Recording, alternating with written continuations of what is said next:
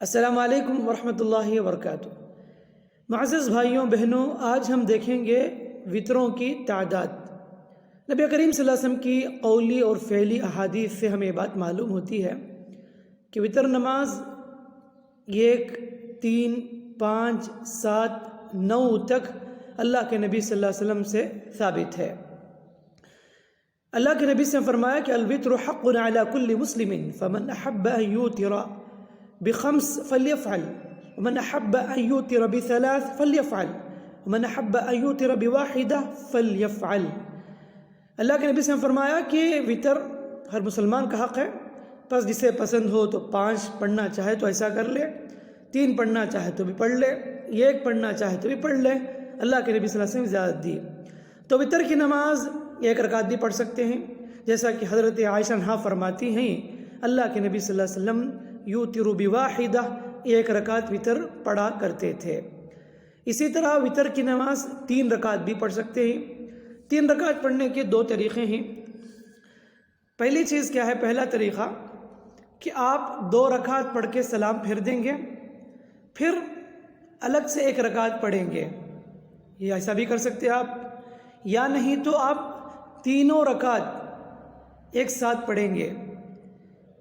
اس میں دوسری رکعت میں آپ تشہد نہیں بیٹھیں گے، اس لیے کہ اللہ کے نبی صلی اللہ علیہ وسلم نے مغرب کی نماز کی طرح وطر کی نماز پڑھنے سے منع کیا۔ تو اسی لیے ہم 3 رکعت جب پڑھتے ہیں تو دوسری رکعت میں نہیں بیٹھنا ہے۔ تو یہ دوسرا طریقہ ہے۔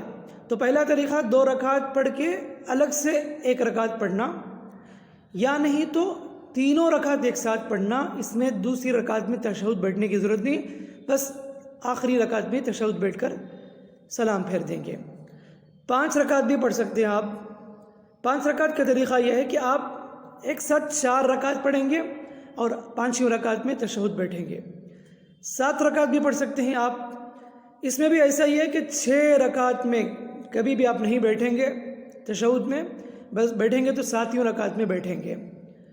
البتہ اگر آپ 9 رکعت وطر پڑھتے ہیں تو اس وقت آپ 8ویں رکعت میں بیٹھیں گے، یعنی لگاتار 7 رکعت میں آپ نہیں بیٹھیں گے، ایسے کھڑے یعنی قیام کریں گے، سجدے کے بعد تشہد نہیں بیٹھیں گے، لگاتار 7 رکعت کا جب 8ویں رکعت پہ آپ پڑھتے ہیں نا، 8ویں رکعت میں تشہد بیٹھیں گے، پھر 9ویں رکعت میں بھی تشہد بیٹھیں گے۔